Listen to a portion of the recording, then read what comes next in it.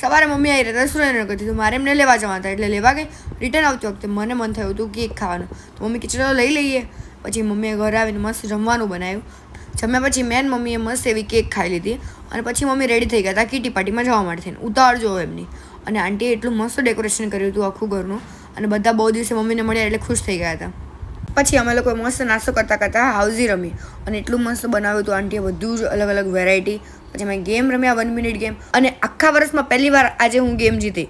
અને પછી બધા લોકો જો એકાબીજીને હેલ્પ કરાયા હતા કારણ કે અમારે જમવાનું પ્રિપેર થઈ રહ્યું હતું.